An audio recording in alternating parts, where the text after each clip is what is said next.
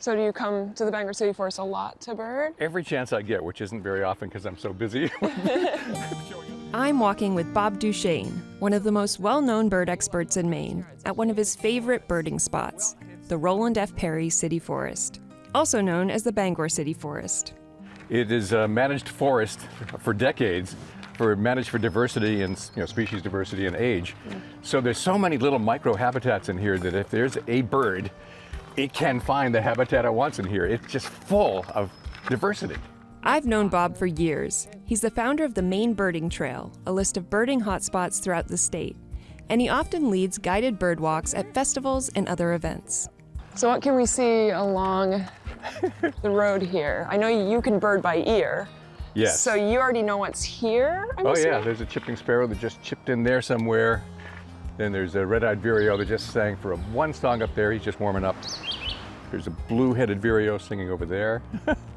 I have to learn this trick of yours. How long does it take to learn how to bird by ear like this? I started in first grade, so I would say. So you know the ovenbird, teacher, teacher, teacher. It's a ground-dwelling warbler. They actually nest in the ground in what looks like a Dutch oven up against a tree trunk. Oh, cool. And so that's where they got the name. But it's brown and looks very much like a thrush and kind of acts like one.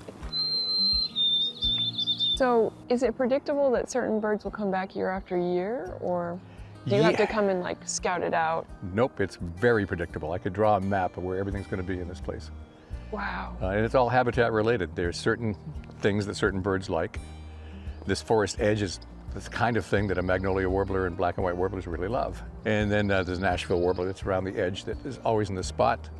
Black-throated green warbler tends to be back over there. The Blackburnian tends to be in the taller trees back there, and the pine warbler is singing like crazy. So, wow. And it's the same every year. So we're in the height of migration season right now, which is just like, for a birder, it's like the most exciting time of year because you don't have to work that hard. Birds are saying where they are and who they are regularly. Bird migration in Maine starts as early as March with red-winged blackbirds and turkey vultures, then continues through April and May as different species make their way north from wintering grounds in the south. There's the guy I was waiting for. Winter wren? Winter wren, best singer in North America. Maine is home to around 300 bird species, but don't let that overwhelm you if you're new to birding. Bob says that birding isn't as hard as it looks. You open up a field guide and there's all these birds, all these pictures. How could you possibly know or see all these, right? But the reality is around you, you can rip out 90% of the pages and still cover what's in your backyard. So I learned by sight because I take photos, but I want to learn by ear. Would you suggest that people learn birds by ear, and what's the benefit of that? Yes, definitely, because especially you take right now, the birds are telling you who they are and where they are. So you can walk through the woods and you know everything that's around you if you know them. And it's the same situation. There's a lot of songs going on, but if we hear 20 birds on a walk through here, 80% of the noise is coming from 5 of them. I mean, how many ovenbirds have we heard just walking in this area? They're everywhere. They're just everywhere. It's on cue. Yeah, so once you get to know the ones that are making all the noise, the ones that are making a little less noise, get easier. For birding tools, Bob suggests binoculars, plus the mobile app eBird, which allows you to track your sightings, and the mobile app Merlin, which allows you to identify bird songs in real time. These were created by the Cornell Lab, which runs a website, allaboutbirds.org, where you can learn about bird species and compare them. So this has just opened up. Yeah, May 1st.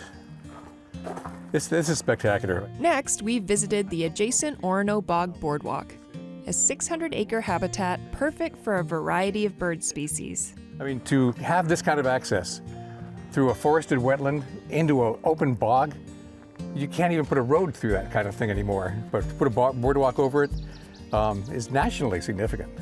The boardwalk travels through a forested wetland to a peat bog, and different birds favor those habitats, like the northern water thrush. So what are some things that you typically see around this area? Okay, that's the northern water thrush. Is this a common bird here, the water thrush? It's not uncommon in Maine. There's plenty of them, but they're very specific about the habitat they're looking for, and this is it. Beaver flowages, really marshy areas with a lot of understory like this. that's where they hang out. I've been coming to the spot for, I don't know, 25 to 30 years. And every year there's a chestnut-sided warbler right here. Bob shares his birding adventures and knowledge on his YouTube channel, Bob Duchesne, which has 14,000 subscribers. He also writes a column for the Bangor Daily News called Good Birding. Why do you think so many people are into birding? The community is giant. I have a number of theories because this has been happening for a while.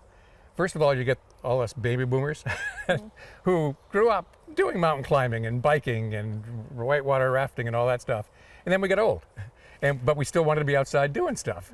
And it was either golf or birds or gardening. I mean, gardening is a big one.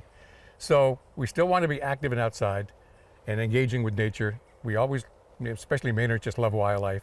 So there was a natural progression there. So what do you think it is about birds? Because we've got other animals to get into, but people just really love birds. They can fly. Yeah, we can't. They are colorful. They sing. How many other animals are out there singing? But birds do. They will come to your backyard, and they are so colorful, and there's so much variety, and they're seeable. I mean, you can love amphibians, but how many do you see in one day? Right. But how many birds were around here today? So birds are just a resource for everybody that a lot of people can get into real quickly. Well, thanks so much for walking down the trail with me today and showing me a few things. And I'll definitely be back at Bangor City Forest to do this because it was so much fun. Thanks. I was thrilled because Borealis is great. It's great. Thank you. Well, thanks so much.